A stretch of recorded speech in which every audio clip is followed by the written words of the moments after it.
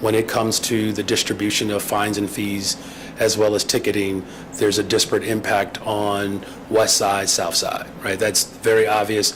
I saw something, I don't know, this is a few years ago.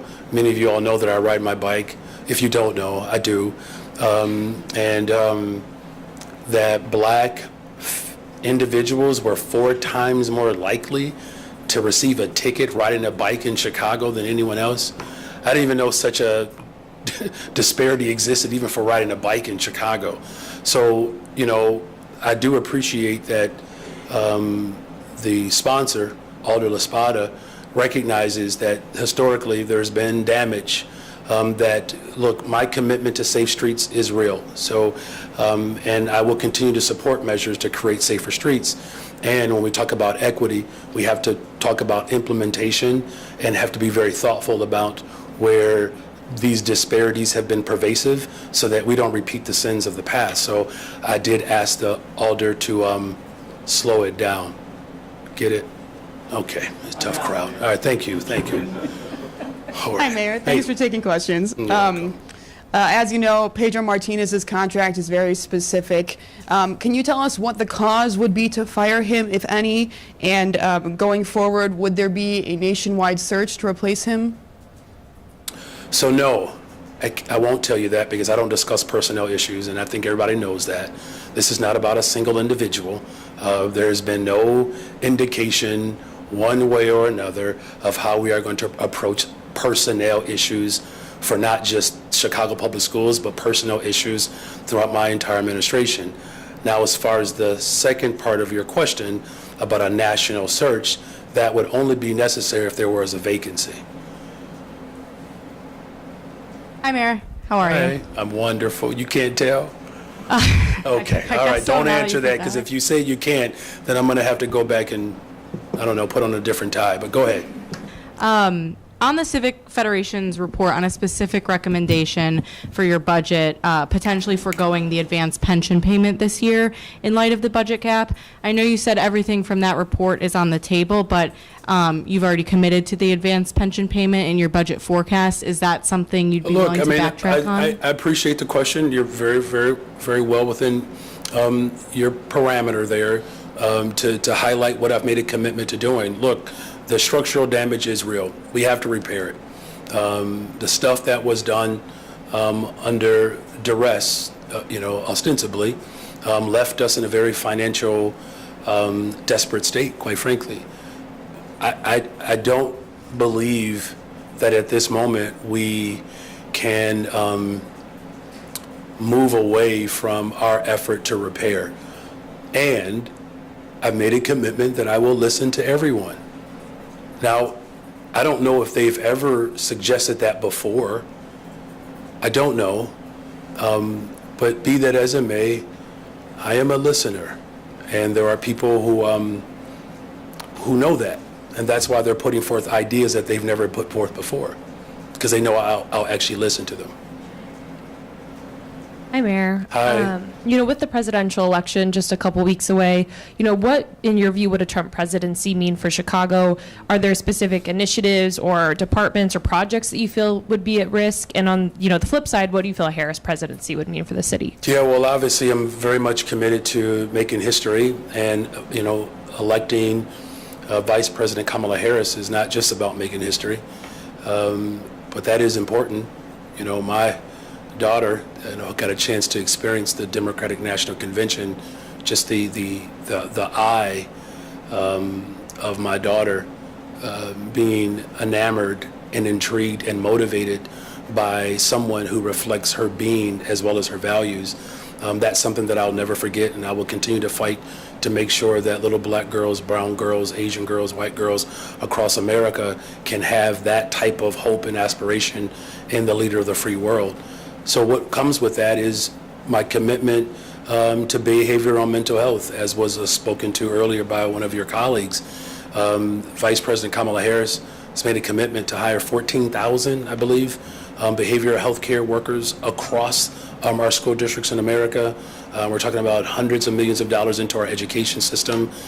Governor Walz is a good example of that. The amount of money that he has put forth in education in Minnesota, I believe it's upwards of $2.2 billion. What a dynamic duo. A social studies teacher, go figure, actually believes in investing in children, right? And so those are just some highlights. The last one that I'll say is that this Inflation Reduction Act and the billions of dollars of investments to clear the lead service lines and to create more jobs in our green economy, this is revolutionary. This is once in a generation opportunity, right? And so that's why at the city college level, for instance, we are intentionally making sure that we are going to our Chicago public schools to get young people registered for post-high school opportunities, right? The number one subgroup of registrants in our city colleges are Black young men. $20 billion of new investments in the city of Chicago. Our chief operations officer is here, who has led those opportunities. A Harris Walls administration lines up with youth and workforce, behavior and mental health, education, good paying jobs for people, and transforming our economy so that it is sustained. Now, with Donald Trump, you get the opposite of all of that. I mean, he talks about, and he's serious. I mean, we have to take him seriously, you all, to get rid of the Department of Education. He said it, if you educate children on the history of Mayor Harold Washington or the history of descendants of slaves, he is not going to send your state money. He said it, he's on record. His position around the Department of Justice is absolutely horrifying. And so for the people of Chicago, as we move towards better, stronger, safer, a more inclusive economy, he is the antithesis to the hopes and aspirations and the dreams of our ancestors. So not only would it be problematic for the city of Chicago, he would be devastating for the globe. Good afternoon, Good Mayor. afternoon. I want to follow up on Tonia's question about the commitment to young people especially and safety. We had some people upstairs from Good Kids Mad City talking about the Peace Book specifically. It's been tried out in the city. Are you confident that you'll be able to find the money to keep that going or to expand it? Well, thank you again for that question, and thank you both for lifting up and elevating the voices of our young people in this city. That's something that's very dear and near to my heart. It's you know, the way Jesus the Christ said it, that if you cause a young person to stumble, you're better off tying a mallet around your neck and jumping in the lake. So just for the record, you know, you can quote me on this. Jesus Christ was the first person that said, go jump in a lake. All right, I'm trying, Greg. I'm trying my best. Come up with good material here.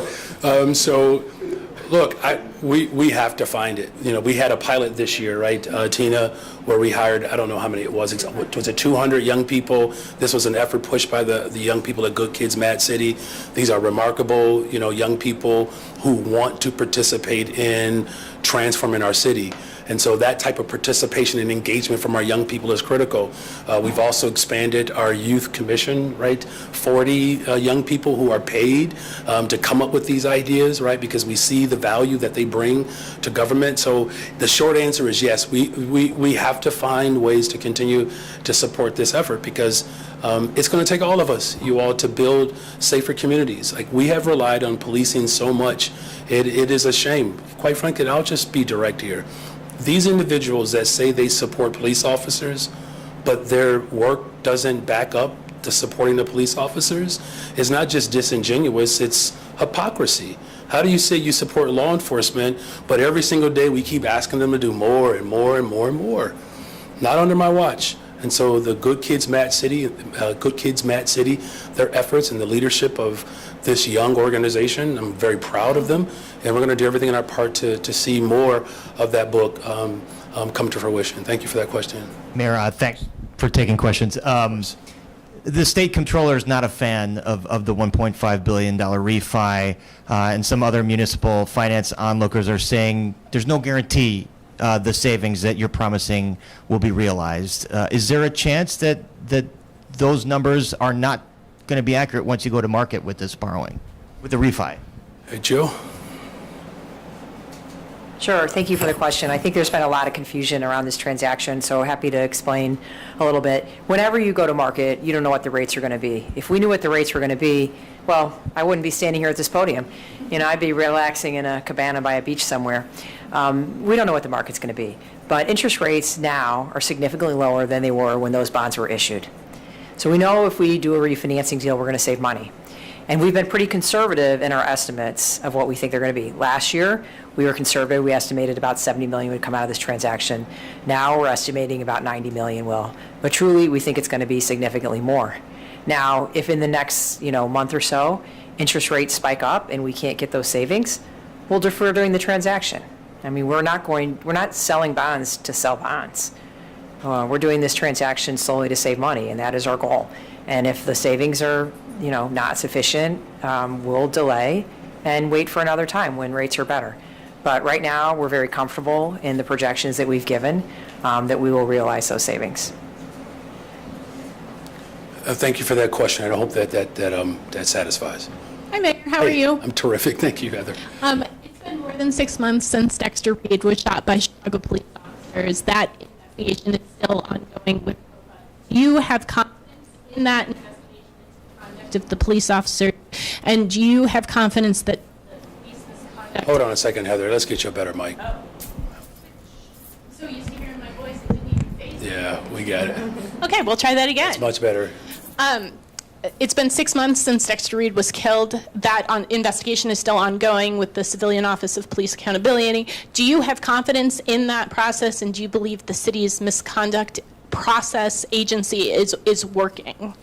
Well, first of all, let me just say that entire experience, that was really hard to watch.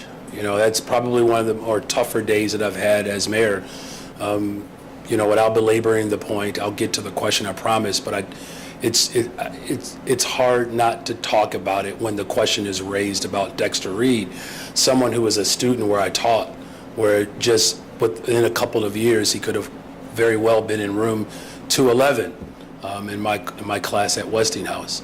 And so when those support services went away, unfortunately, the village was not as strong as it needed to be for Dexter, and so that's why these investments are important now. As far as our conversations right now continue to give me confidence that we will, have an investigation that honestly reflects what happened. Again, because it is an ongoing litigation, I have to, be thoughtful about my words today. But, again, just as a father and as a public school teacher, as a resident of the city of Chicago, you don't ever want to see, one, that type of exchange, and two, you don't ever want to see, death at the hands of police fire. So, yes, I remain confident, and I think it's just slightly more expansive for me. The way the city responded and showed up, that could have tore our city apart, and it didn't. That's indication that I'm only lifting that up, Heather, is because that's some indication of why my confidence still remains. Where other cities, and even this city, was torn apart by a police-involved shooting. Was it just this Sunday, right? There was a 10-year anniversary of the murder of Laquan McDonald. So that is very triggering for the people of Chicago. So the confidence that I have in what I'm exuding is really based on how much our city has grown over these last 10 years. And yeah, again, the desire really is to make sure that we have systems of care around young people so they're not in a position or a situation that compromises them. And we certainly have to make sure that we don't have a scenario or a situation where law enforcement is not living up to our work to have constitutional policing. Thank you. Hi, Mayor. Thank you also for taking questions today and for getting a good mic so that you could hear me. If I could just, a quick yes or no question. Is your vision for CPS to have a new CEO? My vision for CPS is to make sure that every single child, particularly neighborhood schools, are fully funded and resourced. It's never been about- I guess I meant a yes or no question. Yeah, I Is get it what you're simple? saying, but I really wish it was that simple. I do, and I understand why, this is a conversation around one individual. But, look, you all, if it was just simply one individual that could change the course of history, history would have been changed by now, right? I don't mean to be lecturing. I promise you I don't. And I don't discuss personnel issues. And this is not about one individual. Look, for 2 consecutive years, you all, we've had, steady growth in our public school system. That hasn't happened in over a decade. This previous board, the work that we have done to embrace evidence-based funding, our work and working with the CEO around paid time off for a profession that's 80% women. There's a lot of great work that has been done. Now we're transitioning into a fully elected representative school board, the first mayor, by the way, to commit to a fully elected representative school board. So, I know you want a yes or no or up or down on one individual, but this is about the 325,000 young people that we service every day. So I guess to my question then, how quickly would you like to see the board move, presuming they do follow through on your vision to bring about change? If they take action on November 1st, their first date when they can take action, how soon would you expect that they would vote in a new CEO? And do you have people in mind that you would recommend already if there is a vacancy? Much better, Craig. That was fine job, sir. First of all, the individuals that have been nominated, these are just outstanding individuals, right? So I feel good about their ability to lead us through this moment, because that's what the people of Chicago deserve, you all. In terms of the expedition of their work and their assignment, I believe they know that I am eagerly pushing towards a school district that worked for every child. And that's the most important thing. This is not about personnel. This is about moving with haste to ensure that our English language learners are fully supported, our special education individuals with IEPs, that they're fully supported. I believe our district is roughly 25 to 30% individuals with IEPs. A good portion of them are young black boys. The work that we're doing around education for black children in particular, we have a committee that is dedicated to that work. And so there's no time to wait when it comes to executing that full vision. And I believe this board is up for that challenge. So not too long ago, you described your leadership style as a Shaka Khan song. You said that you do it naturally. But the people in the Deep South have a Shaka Khan song for you too, because they're not seeing the investment, the nebulous investment that your administration keeps promising. So their Shaka Khan song is, "What you gonna do for me when the chips are down?" Straight question, looking for a straight answer, straight out. Okay, well, it's not every day that I get a question from Shaka Khan's perspective, but I do appreciate it. It's actually brilliant. Kenwood, by the way, where my son goes. So shout out to Shaka Khan and her being every woman. Look, we just were in the 28th Ward on Friday with Alderman Irvin. $385 million of new investments for infrastructure, for jobs, for affordable housing. I talk a lot about the young people that we've hired. I think it's, and I'm not saying that you're doing this or this is your motivation, but the almost 28,000 young people that receive summer jobs, of which the top 10 neighborhoods were on the west and south sides of Chicago, those are real investments for those families. I know what that's like. I don't mean to sing a sad love song. Do you know who wrote that? Another sad love song? That's okay. It's Tony Braxton, I believe. But look, when I got my first check, when I was working a summer job, it's $300, I promise you. And the first person that greeted me with that $300 check was my mother, because I had to give her that full check. And look, my heart hurt. But I know that's not a story that is unique to me. At the time, my family counted on me in my summer job. And we're talking about young people who are overwhelmingly disinvested in as the result of just not being seen. We've already built roughly 1,700 affordable homes, more that are coming on the docket. Our work to make sure that we have a more equitable approach to how we hire in this city. we're leading the charge in that. In fact, working with our streets and sanitation, this is something that my chief operations officer has been working with our commissioner of streets and sanitation. 70 young people came through a summer program. I think 12 or so went on to college, another 52 young people, our young people who are poised to be city employees.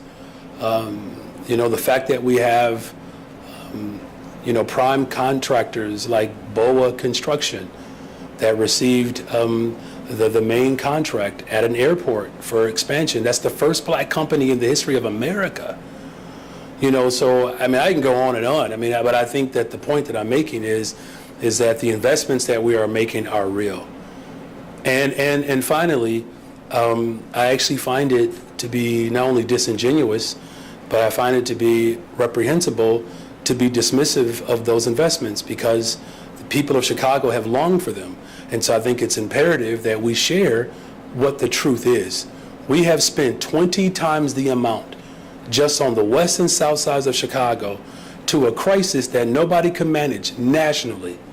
Fixed it, built a single shelter system to respond to a housing crisis. In fact, had we actually passed Bring Chicago Home, we would have the exact amount of money that we need to have a shelter system that responds to the fact that 70% of those that are unhoused are black folks. So the people who the people who spent money to compel voters to vote against that investment, that was a vote against black people. Now, I'll close with this. I just find it... One more question, though. Just relax, okay? You'll get yours. Don't interrupt me ever again. I find it interesting that the only other time in our city's history where an administration has been vehemently opposed the way my administration has been opposed is during Mayor Harold Washington's administration. Now, there are some people who oppose the work that we're doing, are the same folks who would be standing on top of desks if it were 1983. So we're going to continue to invest in people because that's what I promised to do. Last question. Excuse us, he's moved on from you. Sorry, Right. one more in the back. William J. Kelly, City News, Mayor Johnson. As a lifelong Chicagoan, by the way, it breaks my heart to hear from real Chicagoans every single day how they feel unsafe in the city of Chicago, the streets. Every day, every weekend, double-digit shootings. We have, obviously, murders, carjackings, armed robberies. A young man, 18 years old, Josh Kendall, from your hometown, Elgin, I believe, was shot in the head and murdered out in front of the United Center, where the DNC was held. You like to brag about how safe it was. Of course, millions and millions of dollars, security fences and helicopters and everything else, keeping DNC party guests safe. Yet, the second the DNC left town, the shootings, Hey, the William, murders. you got to ask your question. I'm trying to be patient. Yeah, absolutely. Nobody else in here is taking this long to Right. monologue. So Well- respect your colleagues. Well, Get to the question. out of respect for Jess, Okay, ask the question, Jesse Kendall and his family, who are grieving today from Chicago as a result of Chicago violence. We see, obviously, your administration. William, I'm going to give you one more opportunity to ask a question. I'm going to move on. Okay. Ask your question. Would you be willing to reduce the 200-plus CPD security detail that you and your wife, Stacy, by the way? So your question is if you you be want me to willing to reduce my to detail. retain- Got your question. Yes. Can somebody grab his mic? I got your question. I'm going to answer it. Your question is, I got it. Your question is, should I reduce my detail? Right. So let me just first of all acknowledge the pain and the suffering that victims of gun violence have experienced in this city and around America. It is gut-wrenching, absolutely. And my deep condolences, not to just this family, but all families that have experienced violence at the hands of gun violence. It's a real problem in America. Now, with all of the reductions that we are experiencing in Chicago right now, reduction in homicides, reduction in shootings, reduction in vehicular carjackings. All of the violent crimes are trending in the right direction. In fact, we were just in the 11th district on the west side of Chicago, where we have cut the homicides in half in that district. Now, do we have more work to do? Absolutely. That's why I made a commitment to hiring 200 more detectives by the end of my first term, which I would do that by the end of this year. We made a commitment for technology that is useful and effective. We will have 3 brand new helicopters by the end of this year. It's why we've also alleviated the pressure off of police force by taking our pilot program of the alternate response to 911, and we've made it a real program so that police officers would not have to respond to the 40% of the calls that are mental health crises. That frees them up to respond to the more violent nature crimes, right? And so there's been clear investment into our community safety that is the reflection of the full force of government. Now, as far as my own personal detail, that is a dynamic that we have a lieutenant based upon previous administrations. Detail, or is that part of your detail? It's all a part of the same, so thank you. Last question? Good afternoon. Good afternoon. Mr. Mayor. Okay. Oh, sorry. I appreciate you standing up in my honor, but you don't have to do that. I have to. Thank You know, thank I'm African. You know. I understand the culture. When you see Trust your me. mayor, you stand up. But Respectfully. this is different. That's why I just wanted to make sure I clarify that. He meant Thank no you. disrespect. That's a cultural dynamic that I recognize, brother. Thank you, sir. You're welcome. My name is Dr. Wale Idris. I'm the publisher of Africa USA Today magazine online. You can Google it anywhere. Many Africans in the diaspora, they're making a complaint to me that I should address it to you, Mr. Mayor, that during the election, you always frequent in African community, but now they don't see you frequently anymore. What should I tell them when I go back to the community? That's number one. Number two, I was so depressed this morning when I saw many people lodging all kind of campaign, negative issue to you in the chamber. But that is not new. I've been covering this city, this beautiful city politics since Harold Washington, Ron Emanuel, Roy Lightfoot. So it's nothing new. But how do we solve this grievance? I mean, what do I say to people that calm down? I mean, it's only a man, it's only one man. I'll be your advocate if you want me to. Free. All right. Well, thank you. I think the OIG would appreciate that asterisk there. Look, the African diaspora is a rich part of the soul of Chicago. Over the last 17 months, I've worked to visit neighborhoods all over the city. In fact, I believe within the first year, we visited every single neighborhood. And so it's important that we do that. To the many festivals that I enjoyed prior to becoming mayor that are still important to us. In fact, my wife and children were able to attend when I was not able to for this last round of some of those festivals. But, I can assure you, now that we've made a lap around the city, we will continue to engage with communities all over the city of Chicago, but more specifically the African diaspora. As far as the energy that's in the room, let me just say this, you all. To the extent in which there has been, public debate and some tension within our government, that's what sharpens us as a city. So in that regard, there's not a new dynamic in terms of competing ideas. What is unique about this particular moment is that every single promise that I've made, I've worked hard to keep. I have. I know someone, earlier, characterized me as a steamroller, which, by the way, if that is the case, do you know how slow steamrollers move? I'm just saying, for the record, if you were to characterize my administration as a steamroller, I would consider that quite patient. Because we have been patient.